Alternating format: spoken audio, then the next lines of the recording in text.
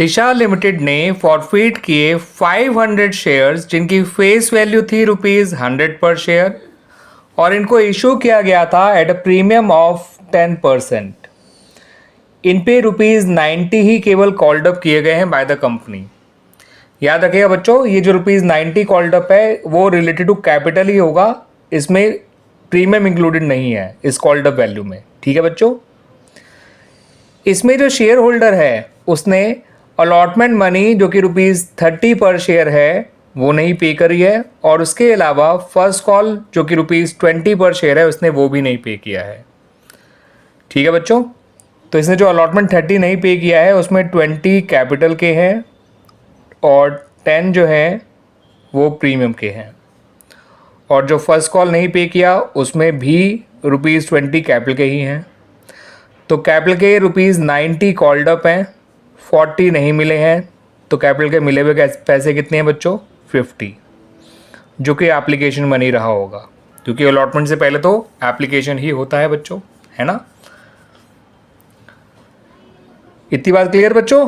फिर ये कहा गया कि जितने भी शेयर्स फॉरफिट किए गए थे उनमें से केवल 300 शेयर्स को ही रीइशू किया गया फॉर ₹80 पर शेयर फुली पेड अप। आपको नेसेसरी जर्नल एंट्रीज पास करनी है for the forfeiture and reissue of shares.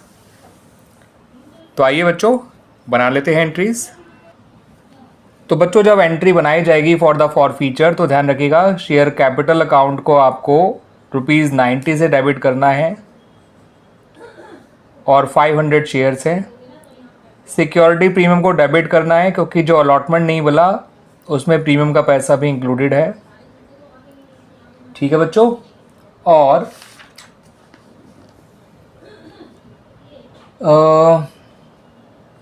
जो पैसा नहीं मिला उसके लिए आप कॉल्स एंड अरियर अकाउंट को क्रेडिट करिए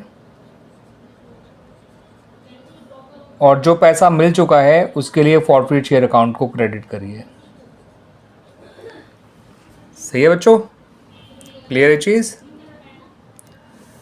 शेयर कैपिटल में आएगा 500 × 90 यानी 45,000।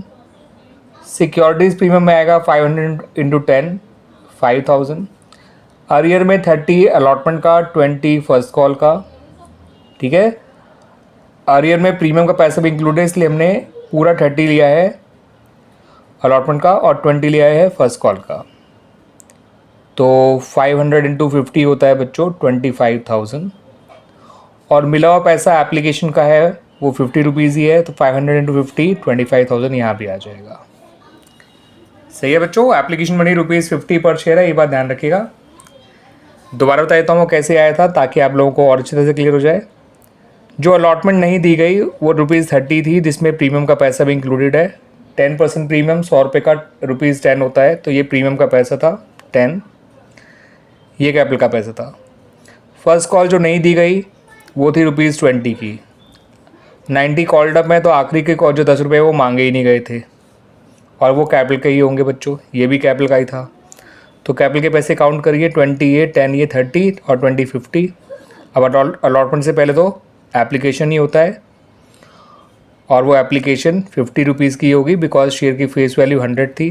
100 में से ये कैपिटल वाले काट दीजिए, माइनस कर दीजिए, 100 माइनस 10 और 20 30 और 20 50, तो ये 50 आ गया।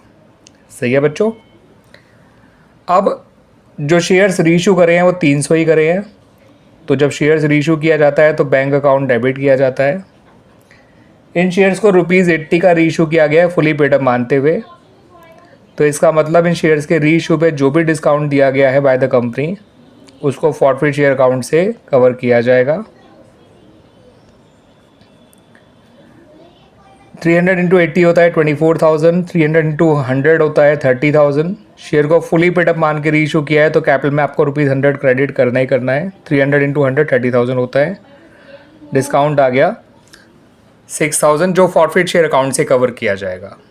फॉरफिट शेयर अगर डिस्काउंट पे रीइशू होते हैं तो वो डिस्काउंट फॉरफिट शेयर अकाउंट से ही कवर किया जाता है, इस बात को ध्यान रखिएगा।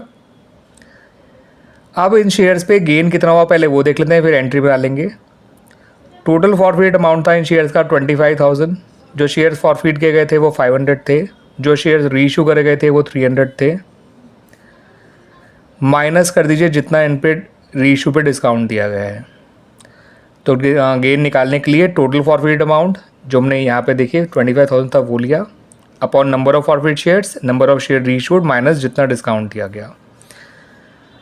तो ये आ जाएगा बच्चों ₹9,000 सॉल्व करेंगे तो। और गेन की एंट्री क्या होती है?